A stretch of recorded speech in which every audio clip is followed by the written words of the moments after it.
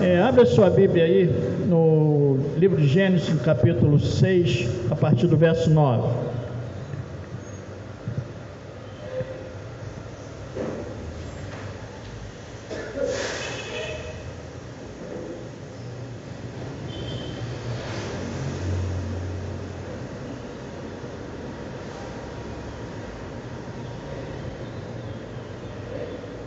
Gênesis capítulo 6, a partir do verso 9. Abrimos. Nós vamos orar.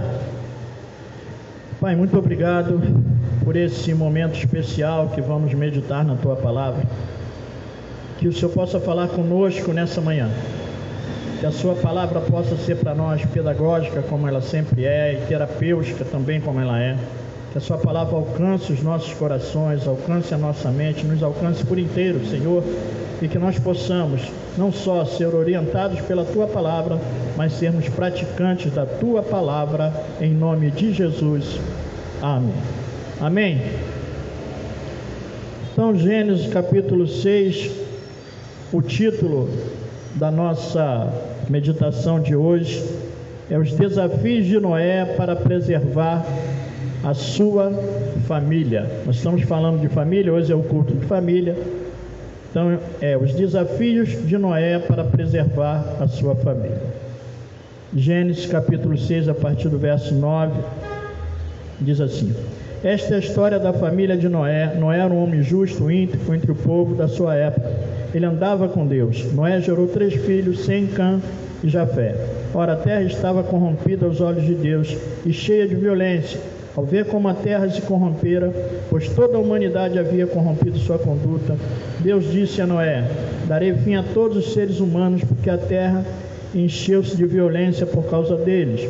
Eu os destruirei com a terra. Você, porém, fará uma arca de madeira de cipreste, dividida em compartimento e revista de piche por dentro e por fora. Verso 15. Faça com 135 metros de comprimento, 22 metros e meio de largura e 13 metros e meio de altura. Faça-lhe um teto com um vão de 45 centímetros entre o teto e o corpo da arca. Coloque uma porta lateral na arca e faça um andar superior, um médio e um inferior. Eis que eu vou trazer águas sobre a terra, o dilúvio, para destruir debaixo do céu toda criatura que tem fôlego de vida.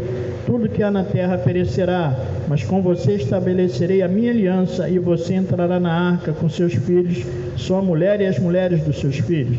Faça entrar na arca um casal de cada um dos seres vivos, macho e fêmea, para conservá-los vivos com você. De cada espécie de ave, de cada espécie de animal grande e de cada espécie de animal pequeno que se move rente ao chão, virá um casal a você, para que sejam conservados vivos, e armazene todo tipo de alimento, para que você e eles tenham mantimento. Noé fez tudo exatamente como Deus lhe tinha ordenado. Então, aqui o texto é muito claro para nós, o que estava acontecendo, aquele contexto em que Noé vivia, era um contexto de corrupção. Verso 11 e 12, vamos voltar aqui, diz assim: Ora, a terra estava corrompida aos olhos de Deus e cheia de violência, ao ver como a terra se corrompera, pois toda a humanidade havia corrompido a sua conduta. Então, esse era o contexto em que Noé vivia. Ao longo do desenvolvimento da humanidade, a humanidade veio se corrompendo desde a queda do homem, queda do pecado. A humanidade vem se corrompendo. E aí uns períodos, de maior corrupção do que outros. Às vezes um lugar, um país, uma cidade, tem cidades que elas são permeadas por prostituição, tem bairros. Aqui no Rio de Janeiro tem um bairro que é caracterizado, pela prostituição. É característica daquele bairro um determinado horário, Em determinado horário, aquele bairro ele é comercial, você passa ali tranquilamente, você passeia na praia de manhã, está tudo certo. Agora, escureceu, chegou a noite, aquele bairro vira lugar de prostituição, e prostituição intensa. Então, existem países, existem lugares, existem bairros e existe até famílias, casas presas em corrupção, em devassidão, né? E aqui não é só o pecado da imoralidade, é muita coisa, é pecado, uma lista imensa do que é pecado. Então Noé, ele vivia nesse contexto, e é interessante porque ele tinha alguns desafios. Eu listei aqui 3 desafios, mas certamente tem muito mais do que eu coloquei aqui. Eu apenas coloquei 3 desafios que Noé teve que enfrentar naquele contexto que ele vivia para preservar a família dele. O primeiro desafio era se manter íntegro em meio a uma sociedade corrompida. Ele vivia num ambiente corrompido, e aí ele tinha que se neutralizar daquela condição e se manter íntegro. Imagina como que era aquele contexto e o desafio de se manter íntegro. No verso 9 diz assim: esta é a história da família de Noé. Noé era um homem justo, íntegro entre o povo da sua época. Ele andava com Deus. Então a Bíblia diz que naquele contexto corrompido, Noé era justo, Noé era íntegro, e ele andava com Deus. Ele não só era íntegro, mas ele tinha comunhão com Deus, ele andava com Deus. E aí imagine a pressão naquele contexto de corrupção. Às vezes a gente chega em alguns ambientes, né, minha esposa costuma dizer isso, que você sente um ambiente de opressão. A corrupção é tão grande que aquilo te faz mal, aquilo te inquieta, aquilo te incomoda. Tal é a condição ali. E Noé vivia nesse contexto. E Noé se manteve íntegro e manteve a comunhão dele com o Senhor. Diz que ele andava com o Senhor. Então esse era o primeiro desafio para Noé. E se esse desafio era para Noé naquele tempo, para nós também nesse tempo, e para outros que viveram antes de nós, e agora nesse exato momento, estão sendo conduzidos a manter a sua integridade num ambiente de corrupção. Imagina no meio político, e nós sabemos como, através das notícias e os fatos já decorridos, que em geral, nós não vamos generalizar, não podemos dizer que todos vivem da mesma maneira, mas nós sabemos da pressão que é no meio político. Muitos se corromperam, e muitos que são íntegros, ao entrarem naquele lugar, ao assumir um cargo, se corromperam. Tem pessoas que estão presas hoje com mais de 100 anos de condenação e com gerações deles em corrupção. É de geração, é pai, filho, e segue essa corrupção. Não que automaticamente, ao entrar naquele ambiente, a pessoa vai se corromper. Por isso que eu estou dizendo que nós não podemos generalizar. E muitos abdicaram de seguir a sua carreira, ou só cumprir um mandato, porque não aguentaram a pressão de lá e falaram: não tem jeito, nós vamos sair. Mas nós temos que, como igreja, como povo de Deus, orar para que Deus coloque pessoas íntegras, e aqueles que estão lá não se corrompam, e aqueles que se corromperam, que eles se arrependam daquela condição. Agora imagina num ambiente de corrupção e você se manter íntegro. A Bíblia mostra um homem que viveu isso. Daniel viveu isso. Daniel era um dos administradores lá no período dele na Babilônia. Eram 3 supervisores, ele era um deles, se eu não me engano o número aqui, se eu estiver errado. E ele tinha que supervisionar aqueles administradores, para que o rei não fosse prejudicado, para que não houvesse roubo. Mas certamente eles roubavam. O que incomodou aqueles homens foi a integridade de Daniel, que ele não era corrupto.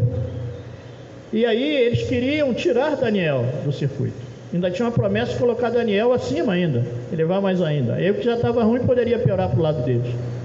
E aí o que eles projetaram? Não, nós temos que tirar ele. Como que nós vamos fazer? Procuraram procuraram na conduta de Daniel e não acharam nada. Falaram: ó, não tem jeito, o cara não se corrompe, a gente não acha nada, como que nós vamos fazer para derrubar? Vamos buscar alguma coisa na lei dele. E aí exortaram, né, palavra do dia, exortaram lá o rei para que fizesse um decreto, para que só orasse a ele. E aí, Daniel não ia abrir mão, né? E aí eles pegaram Daniel por aí, ele foi parar na cova dos leões. Mas ele se manteve íntegro, querido. Desde que ele chegou lá, ele rejeitou a comida do rei. Ele não queria se contaminar. Então Daniel viveu essa experiência. Noé viveu essa experiência. E tem um outro personagem também que viveu essa experiência também de maneira intensa.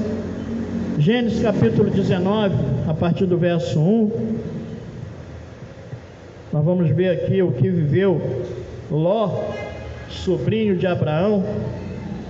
Gênesis capítulo 19, verso 1, diz assim: os 2 anjos chegaram a Sodoma ao anoitecer, e Ló estava sentado à porta da cidade. Quando os avistou, levantou-se e foi recebê-los. Prostrou-se com o rosto em terra e disse: meus senhores, por favor, acompanhe-me à casa do seu servo. Lá poderão lavar os pés, passar a noite e pela manhã seguir caminho. Não passaremos a noite na praça, responderam. Mas ele insistiu tanto com eles que finalmente o acompanharam, entraram em sua casa. Ló mandou preparar-lhes uma refeição e assar pão sem fermento, e eles comeram. Ainda não tinham ido deitar-se, quando todos os homens de toda parte da cidade de Sodoma, dos mais jovens aos mais velhos, cercaram a casa, chamaram Ló e lhe disseram: onde estão os homens que vieram à sua casa esta noite? Tragam-nos para nós aqui fora, para que tenhamos relações com eles. Ló saiu da casa, fechou a porta atrás de si e lhes disse: não, meus amigos, não façam essa perversidade. Olha, eu tenho 2 filhas que ainda são virgens. Vou trazê-las para que vocês façam com elas o que bem entenderem. Mas não faça nada a estes homens, porque se acham debaixo da proteção do meu teto. Saia da frente, gritaram. Disseram: este homem chegou aqui como estrangeiro e agora quer ser o juiz? Faremos a você pior do que a eles. Então empurraram Ló com violência e avançaram para arrombar a porta. Nisso os 2 visitantes agarraram Ló, puxaram para dentro e fecharam a porta. Depois feriram de cegueira os homens que estavam à porta da casa, dos mais jovens aos mais velhos, de maneira que não conseguiam encontrar a porta. Este homem chegou aqui como estrangeiro e agora quer ser juiz. Ou seja, né? Ele quer ser correto, quer ser justo, quer nos julgar. Olha que quadro terrível aquele em que ele vivia ali. Um quadro de prostituição, um quadro de devassidão. Terrível o que ele enfrentou ali.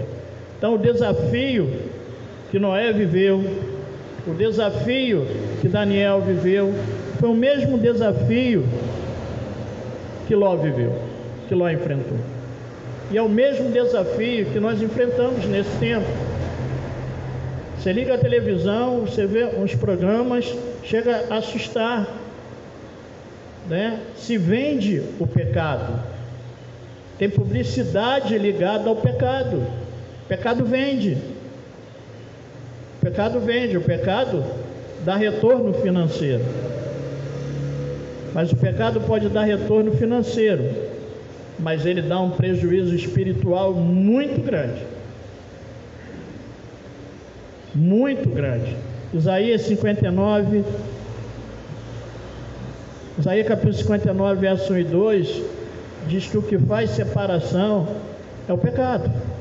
Acaso minha mão está encolhida para que eu não possa salvar? Mas é o pecado que faz separação. E aí o pecado faz separação. E nós ouvimos aqui nessa manhã, aprendemos mais um pouco, ouvimos de novo sobre a segunda morte, né? Que a segunda morte é separação eterna de Deus. Mas existe uma separação temporária de Deus que você pode viver e depois, né? Noé, ele não estava separado de Deus naquele contexto, ele andava com Deus. Agora aquele povo que foi exterminado, Acabou. Eles já viviam separados de Deus, eles já viviam em pecado, e eles não se arrependeram. E aqueles que não se arrependem, o que é que diz? A morte, segunda morte, a morte eterna, separação eterna de Deus. E aí, é esse contexto que acontecia essa história. Então esse é o primeiro desafio que era dele. E esse é um desafio para nós. É um desafio para nós. Eu lembro de uma novela que está passando, reprisando, não sei se é Caminho das Índias, uma coisa assim, né? Não é Caminho das Índias, não, essa é outra. O Clone, né? E aí, eu não sou bom de novela, não sou noveleiro, por isso que eu não acompanho. Reinaldo saberia responder. É Haram, tá vendo? Ele está usando uma expressão de uma novela, Haram é pecado. E aí, é justamente isso aí. Aí o homem veio de lá, da onde ele veio? Qual é o nome da novela? O Clone. E aquele povo vem da onde? Ah, tá, ela vê a novela, viu? De Marrocos.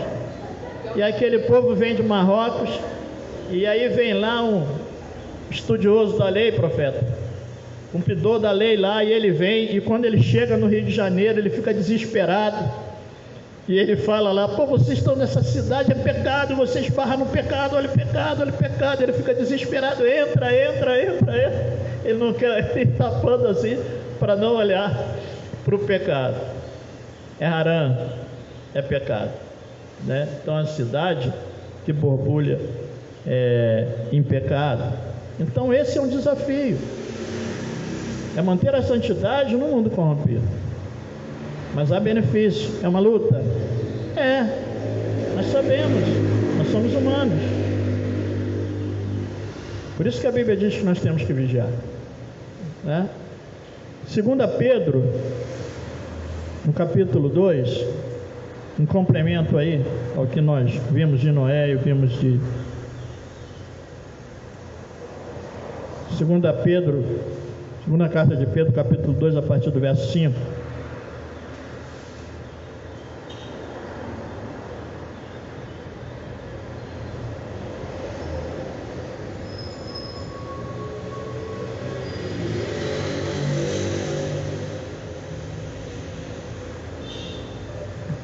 Capítulo 2, a partir do verso 5, diz assim: E ele não poupou o mundo antigo quando trouxe o dilúvio sobre aquele povo ímpio, mas preservou Noé, pregador da justiça, e mais 7 pessoas. Também condenou as cidades de Sodoma e Gomorra, reduzindo-as às cinzas, tornando-as exemplo do que acontecerá aos ímpios. Mas livrou Ló, homem justo, que se afligia com o procedimento libertino dos que não tinham princípios morais, pois vivendo entre eles todos os dias, aquele justo se atormentava em sua alma justa, por causa da maldade que via e ouvia.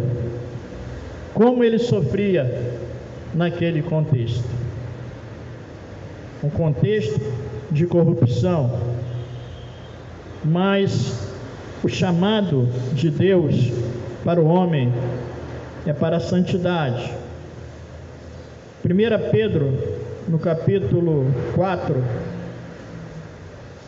é só virar, nós estávamos em segunda carta de Pedro, primeira carta de Pedro, capítulo 4, a partir do verso 1, diz assim: Portanto, uma vez que Cristo sofreu corporalmente, arme-se também do mesmo pensamento, pois aquele que sofreu o seu corpo rompeu com o pecado, para que no tempo que lhe resta não viva mais para satisfazer os maus desejos humanos, sim para fazer a vontade de Deus. Verso 3: No passado vocês já gastaram tempo suficiente fazendo o que agrada aos pagãos. Naquele tempo vocês viviam em libertinagem, na sensualidade, nas bebedeiras, orgias e farras e na idolatria repugnante. Eles acham estranho que vocês não se lancem com eles na mesma torrente de imoralidade, por isso os insultam. Contudo, eles terão que prestar conta àquele que está pronto para julgar os vivos e os mortos. Eles acham estranho vocês não se lançarem com ele na mesma torrente de imoralidade. No passado, vocês gastaram tempo suficiente fazendo o que agrada os pagãos. Naquele tempo, vocês viviam em libertinagem. Então, antes do nosso encontro com o Senhor, nós tínhamos uma vida. É o AC antes de Cristo e o DC depois de Cristo. E é muito interessante a gente ver a transformação de uma pessoa a partir do novo nascimento. É muito interessante. É a transformação gerada pelo Espírito Santo, solidada pela palavra de Deus. E Deus, Ele é poderoso para transformar, para fazer nascer de novo. A Bíblia relata a história de uma prostituta chamada Raabe, que ela foi alcançada por Deus, e o nome dela está na genealogia de Cristo. E era uma prostituta. E como Deus transforma, como Deus liberta. Então, por mais que aqueles que nos cercam estejam presos no pecado, Deus é poderoso para libertar e para fazer nascer de novo, para fazer com que tenha uma vida nova. Nós que estamos aqui nascemos de novo. Se nós olharmos para trás, nós vamos lembrar e ver de onde Deus nos tirou. Então Deus liberta, querido. Deus transforma. E 1 Pedro, essa mesma carta, no capítulo 1, a partir do verso 13, uma exortação de Pedro, que era para aquela igreja, e não para uma igreja específica, mas para todas as igrejas, que era uma carta geral, diz: portanto, estejam com a mente preparada, prontos para agir, estejam alerta e coloquem toda a esperança na graça que lhes será dada quando Jesus Cristo for revelado. Como filhos obedientes, não se deixem amoldar pelos maus desejos de outrora, quando viviam na ignorância, mas assim como é santo aquele que os chamou, sejam santos vocês também em tudo o que fizerem, pois está escrito: sejam santos, porque eu sou santo. Então, o chamado para nós, querido, é um chamado para a santidade. Chamado para todo homem é um chamado para a santidade. E Noé, naquele contexto, ele se inclinou para a santidade. Ele era íntegro. Então, aquele desafio que ele viveu, aquele desafio que Ló viveu, aquele desafio que Daniel viveu, talvez não seja nas mesmas proporções nós vivermos aqui do que eles viveram, mas o chamado de Deus, independente do tempo, é o mesmo. É um chamado para a santidade. Então esse era o primeiro desafio, e esse é um desafio para nós. Enquanto família, nós temos parentes que não são convertidos, querido, que têm o comportamento deles que não condiz com o nosso. Que não condiz com o nosso. Eu já vi amigos meus falarem assim: eu não vou em determinada festa de um parente meu, porque lá não dá para eu ir. Porque o ambiente lá, né, embora me respeitem, mas o ambiente não faz bem. Então tem situações que é assim. Agora, isso nós temos que vigiar para que nós não nos afastemos, para que nós não venhamos a ser luz em meio às trevas e ser sal como nós fomos chamados para ser. E aí o nosso testemunho vai falar mais alto do que tudo. Então nós temos que estar, mas não nos amoldar, não nos conformar ao mundo, né? Nós vamos estar naquele contexto, mas não compactuar com as coisas que acontecem. Tem determinados ambientes de trabalho que acontecem umas piadas obscenas. E aí, eu trabalhei num lugar que, quando as pessoas iam conversar determinada coisa, ou elas se afastavam de mim, ou elas pediam para eu sair, né? Ela falava: Renato, dá licença um minuto. Aí fechava a porta, depois você volta. Aí eu ia lá. Aí daqui a pouco pode ver. Aí dava um gargalhado, eu falei: rolou muita besteira ali. Mas eles não falavam, eles me respeitavam. Até porque eu também os respeitava. Tá certo? Eu não ficava chamando a atenção de ninguém pelo que eles estavam falando, é com eles. Mas eles respeitavam. Então esse é um ensinamento para nós. Então o primeiro desafio para nós enquanto família, como Noé, é nos mantermos íntegros. Sabe por quê, querido? Porque se nós nos corrompermos, como que nós vamos levar a salvação para essas pessoas? Se nós nos perdermos, como que essas pessoas vão ser salvas através da nossa vida? Então, o desafio de integridade é esse, de manter firme e continuar andando com Deus. Porque na hora que o negócio dá problema, você acha que eles batem na porta de quem? Eles lembram de quem? Né? É na casa do crente, não é assim? Na hora que o caldo entorna, aí é lá que se bate. E aí, nós precisamos nos manter firmes. E eu não estou falando aqui questão de legalismo não, querido. Aqui é outra coisa, santidade. Tá certo? Então esse é o primeiro desafio. E é interessante porque um dos maiores avivalistas do tempo moderno, cristianismo, John Wesley, que revolucionou lá Londres, a Inglaterra, ele tem duas frases, Valéria, que eu lembrei de uma que eu já conhecia, e aí eu fui pegar duas frases dele aqui. Uma, ele diz assim: a conversão tira o cristão do mundo, e a santificação tira o mundo do cristão.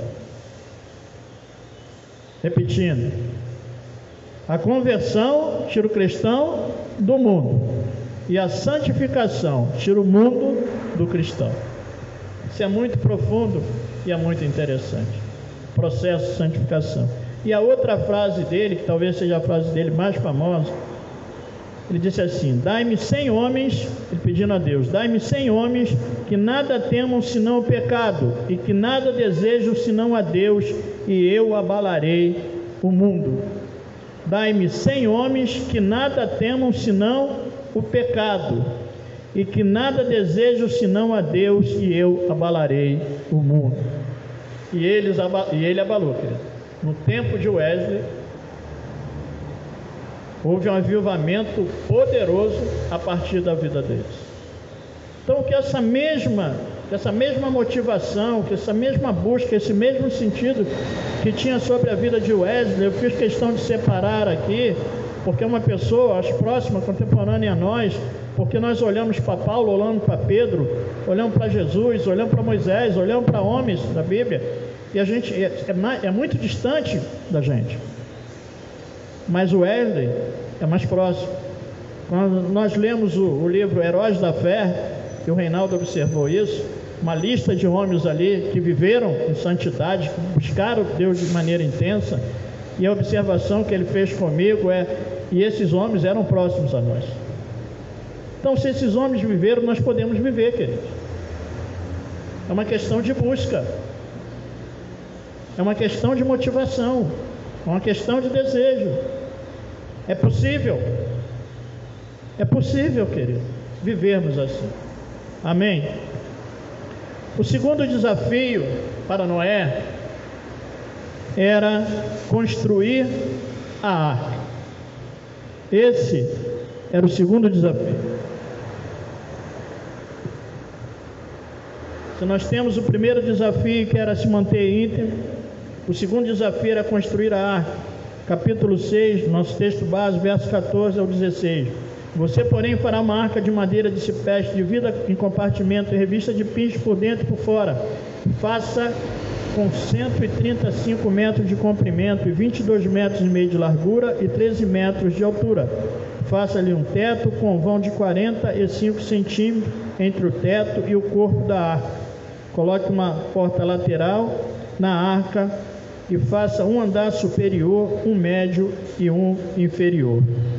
E no verso 22 diz que Noé fez tudo exatamente como Deus lhe tinha ordenado.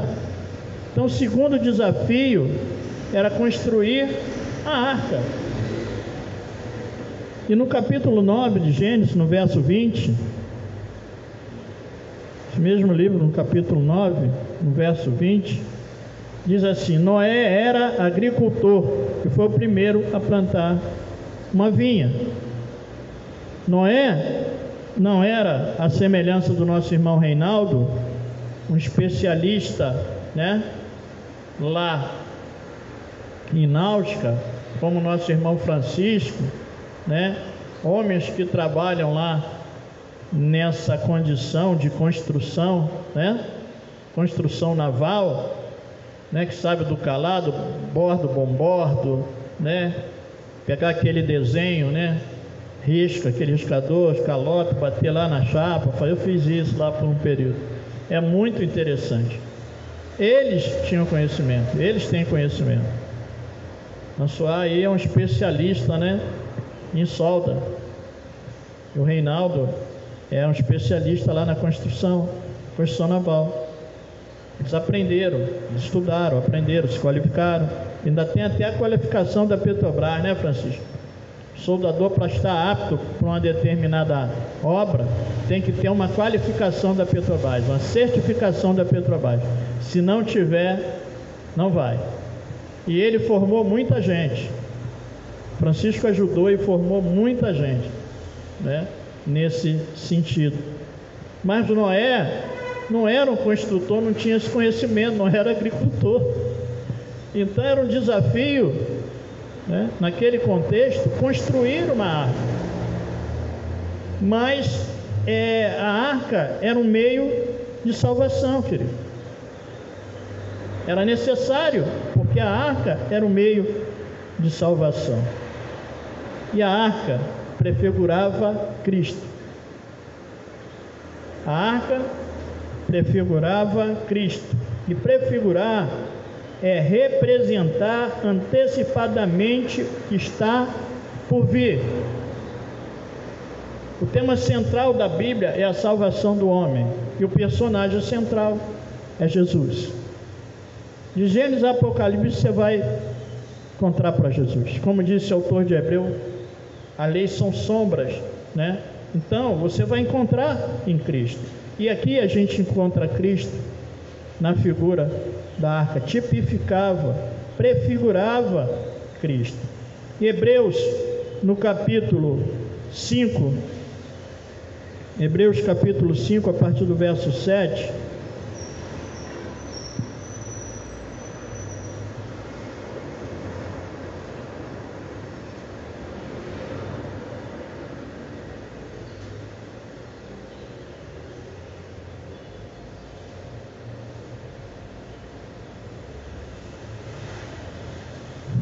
Hebreus capítulo 5, a partir do verso 7, diz assim, falando de Cristo: durante os seus dias de vida na terra, Jesus ofereceu orações e súplicas em alta voz, com lágrimas, àquele que podia salvar da morte, sendo ouvido por causa da sua reverente submissão.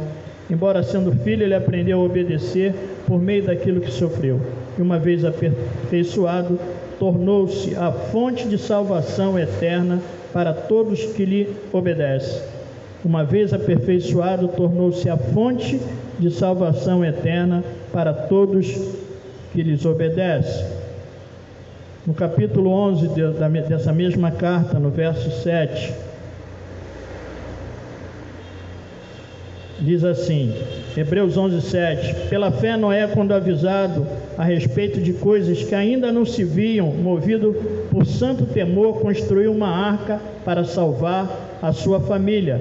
Por meio da fé, ele condenou o mundo e tornou-se herdeiro da justiça, que é segundo a fé. Construiu uma arca para salvar a sua família. Então a arca era um meio de salvação. Então esse era um desafio para Noé, construir a arca para a salvação da sua família, para a preservação da sua família.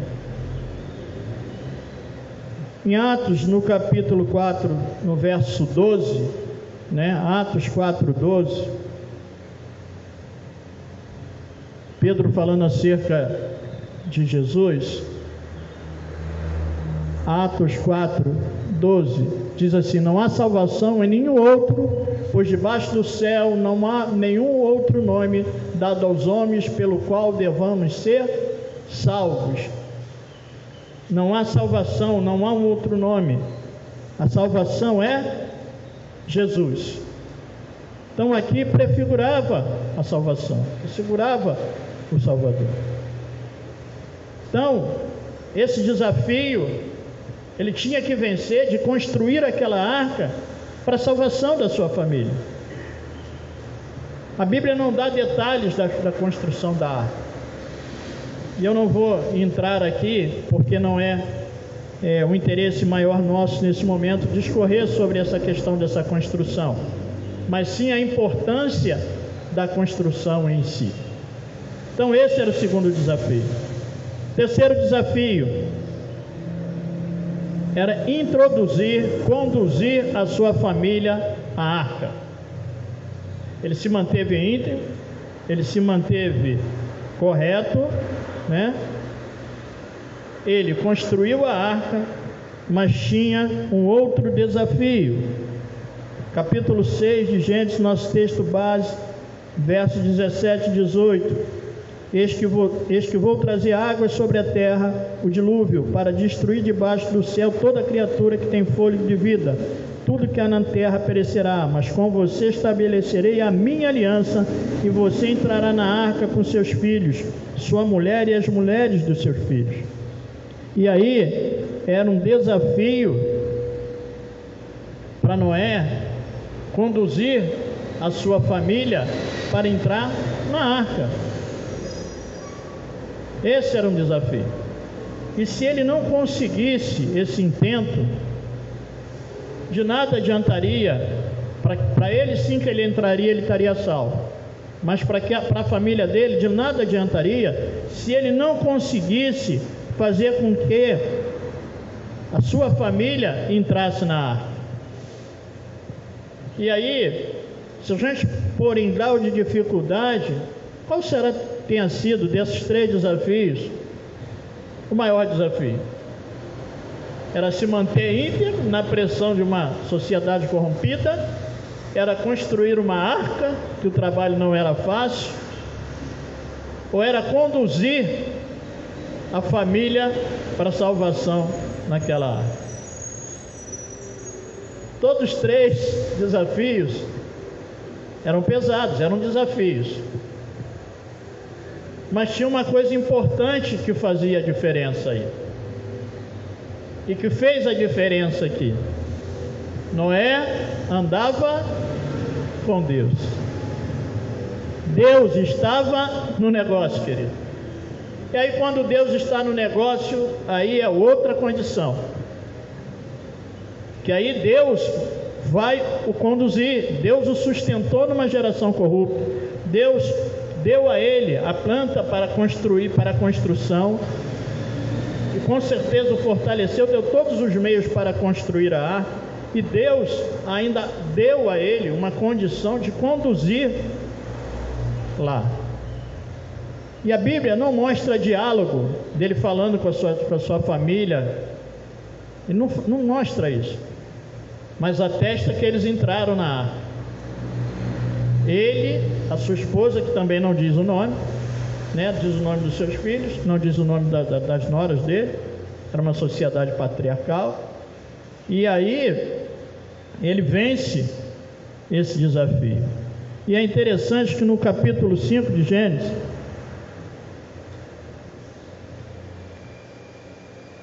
o capítulo 5 de Gênesis mostra a genealogia de Adão, a descendência de Adão. E no versículo 28, a partir do verso 28 do capítulo 5, tem uma lista aqui daqueles que foram gerando, né? Aqui no começo, aqui no capítulo 5, verso 1, diz que este é o registro da descendência de Adão. E aí no verso 28 diz assim: aos 182 anos Lameque gerou um filho, deu-lhe o nome de Noé, e disse: ele nos aliviará do nosso trabalho e do sofrimento das nossas mãos, causada pela terra que o Senhor amaldiçoou. Deu o nome de Noé e disse: ele nos aliviará do nosso trabalho e do sofrimento das nossas mãos, causada pela terra que o Senhor amaldiçoou. O pai dele profetizou acerca de Noé, que ele seria a pessoa, que a partir dele eles teriam ali, a partir do nascimento. Então Noé foi escolhido, Noé tinha uma escolha para fazer aquilo. O pai dele cria que era a partir dele que as coisas mudariam. E foi exatamente o que aconteceu e que se cumpriu. E aí, lá em Gênesis, no capítulo 45, nesse mesmo livro, no capítulo 45, a partir do verso 1,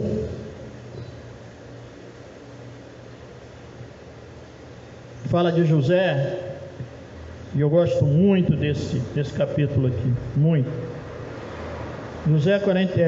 Gênesis 45, a partir do verso 1, diz assim, falando da história de José, quando José já havia enfrentado tudo, quando já estava governando o Egito, quando ele se dara a conhecer os seus irmãos. A essa altura, José já não podia mais conter-se diante de todos que ali estavam e gritou: faço sair a todos. Assim ninguém mais estava presente quando José se revelou a seus irmãos. E ele pôs a chorar tão alto que os egípcios ouviram, e a notícia chegou ao palácio do faraó. Então disse José a seus irmãos: eu sou José, meu pai ainda está vivo?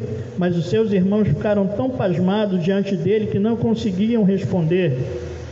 Cheguem mais perto, disse José a seus irmãos. Quando eles se aproximaram, disse: eu sou José, seu irmão, aquele que vocês venderam ao Egito. Agora não se aflijam nem se recriminem por terem me vendido para cá, pois foi para salvar a vida que Deus me enviou adiante de vocês. Já houve 2 anos de fome na terra, e nos próximos 5 anos não haverá cultivo nem colheita. Mas Deus me enviou à frente de vocês para lhes preservar um remanescente nesta terra, para salvar-lhes a vida com grande livramento. Assim não foram vocês que me mandaram para cá, mas sim o próprio Deus. Ele me tornou ministro do faraó e me fez administrador de todo o palácio e governador de todo o Egito. Voltem depressa, meu pai, e digam-lhe: assim diz o seu filho José, Deus me fez senhor de todo o Egito. Venham para cá, não te demores. Tu viverás na região de Góis e ficarás perto de mim, tu, os teus filhos, os teus netos, as tuas ovelhas, os teus bois e todos os teus bens. Eu lhe sustentarei ali, porque ainda haverá 5 anos de fome. Do contrário, tu e tua família e todos os teus rebanhos acabarão na miséria. Vocês estão vendo com os seus próprios olhos, e o meu irmão Benjamim também, que realmente sou eu que estou falando com vocês. Quanto a meu pai, quanta honra me presto no Egito, e tudo que vocês mesmos testemunharam, e trago meu pai para cá depressa. Então ele se lançou chorando sobre seu irmão Benjamim, o abraçou, e Benjamim também o abraçou chorando. Em seguida beijou todos seus irmãos e chorou com ele, e só depois os seus irmãos conseguiram conversar com ele. Quando se ouviu no palácio do faraó que os irmãos de José haviam chegado, o faraó e todos os seus conselheiros se alegraram. Disse então o faraó a José: diga a seus irmãos que ponham as cargas nos seus animais, voltem para a terra de Canaã e retornem para cá, trazendo seu pai e suas famílias, e eu lhes darei o melhor da terra do Egito, e vocês poderão desfrutar a fartura desta terra. Mande também levar carruagens do Egito para trazerem as suas mulheres, seus filhos e seu pai. Não se preocupe com seus bens, pois o melhor de todo o Egito será de vocês. Assim fizeram os filhos de Israel. José lhes providenciou carruagem, como o faraó tinha ordenado, e também mantimentos para a viagem. A cada um deu uma muda de roupa nova, mas a Benjamim deu 300 peças de prata e 5 mudas de roupa. E a seu pai enviou 10 jumentos carregados com o melhor do que havia no Egito, e 10 jumentos carregados de trigo, pão e outras provisões para a viagem. Depois despediu-se dos seus irmãos e ao partir disse: não briguem pelo caminho. Assim partiram do Egito e voltaram a seu pai na terra de Canaã, e lhe deram notícia: José ainda está vivo, na verdade ele é o governador de todo o Egito. Queridos, o que aconteceu aqui? A história de José não mostra que José foi traído pelos seus irmãos, ele foi vendido. Mas José foi escolhido por Deus para a preservação da família dele, para abençoar a família dele. E é interessante que o Faraó falou para José: eles comerão o melhor do Egito, eles terão o melhor. E a partir de quem que eles foram salvos daquela fome, daquela morte? A partir de quem? Que era morte, era fome, era destruição. A partir de quem que eles se tornaram livres ali? A partir de quem veio o livramento? De quem? José. E aí me chama a atenção, porque Lameque fala acerca de Noé. A partir dele nós teremos descanso da maldição que veio sobre a terra. Nossa história vai ser outra. A partir de Noé é um recomeço. Talvez, falando de família, que é o nosso tema de hoje, porque nós estamos no nosso culto da família, você tem enfrentado desafios pesados. Tem hora que você pensa em desistir. Eu fico pensando em Noé construindo aquela arca, e há uma controvérsia, há uma discussão com relação ao tempo de execução. Uns dizem 100, 120, outros dizem que não é preciso, não dá para ver com precisão. Mas o tempo que ele passou construindo aquela arca, e momentos que ele pode ter pensado em desistir. Mas o que motivava, com certeza, não está explícito, mas para mim está implícito. O que motivava, o que exortava Noé a prevalecer, a permanecer, a estar motivado, era o benefício alcançado, que era a salvação da sua família. Salvação da vida dele e da sua família. Aqui diz que em dado momento, José tomou consciência que Deus o havia enviado para a preservação da vida. Então eu creio que a partir de que José toma essa consciência, a postura dele é outra. Ele pôde suportar o que ele suportava, porque ele passou pela casa de Potifar, ainda foi no cárcere, ele sempre trabalhou. José nunca deixou de trabalhar, José era um homem trabalhador, mas ele perseverou no trabalho dele. E se José retrocedesse, ele não poderia abençoar a família dele. E uma coisa que me chama a atenção aqui, ele honrou o pai dele, e tem promessa para quem honra. E lá no final, ele morreu com 110 anos, se eu não me engano. E Deus abençoou, Deus honrou, né? Até na divisão lá, 2 filhos. Então que essa palavra possa ser uma palavra de motivação para nós, para que nós continuemos a perseverar pela salvação da nossa família, que nós continuemos a perseverar pela salvação dos nossos familiares. Então, se de tudo que você ouviu, você guardar somente essa palavra, perseverança, já é o suficiente. Então persevera, vamos perseverar, porque a família é um projeto de Deus, e nós sabemos os ataques que a família sofre. E todas as vezes, eu como pastor, todas as vezes que alguma família da igreja passa por alguma turbulência, em que o inimigo está lá atacando de forma voraz para destruir aquela família, né? A minha alma se inquieta. E aí eu tenho que parar tudo para ir lá. E a gente vai. E nós vamos perseverar. Porque a nossa família é do Senhor. Nós somos do Senhor, querido.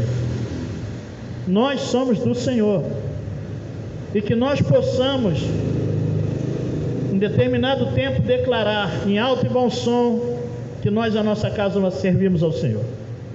Então a salvação da sua família, a preservação da sua família, meu irmão, minha irmã, passa pela sua vida. Talvez você pense em desistir, você é humano, mas que Deus te fortaleça no momento de dificuldade, porque o benefício compensa. E Deus honra, querido, e Deus honrou José. Deus honrou José. Ele honrou o pai, honrou seus irmãos, honrou sua família, mas Deus honra.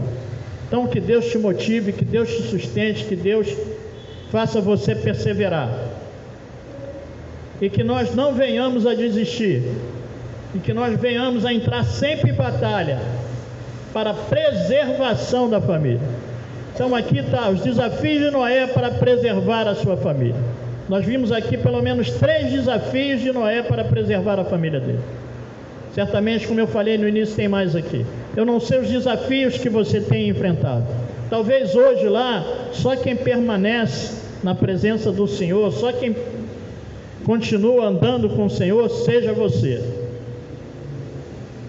Mas ele falou, ele deixou um remanescente. Então é você. É com você que Deus quer tratar.